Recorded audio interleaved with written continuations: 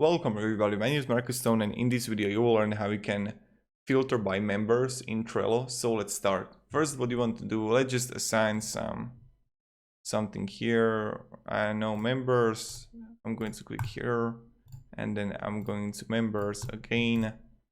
And what you want to do now is just click on show menu, and then you will find it here, the button search cards. Click on it. And then you will have it here. When I'm going to click no members, everything will be on. But those two I align with the next missile.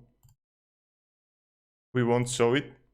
So when I click on here, I can see these 4 things are by this guy here. But if I click on no members, you can see like, okay, this needs to be assigned to someone.